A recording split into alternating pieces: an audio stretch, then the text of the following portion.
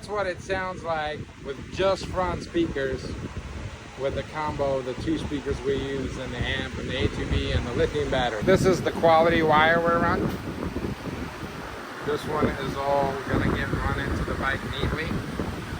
But this is how thick the wires is. This is the fuse, all top of the line.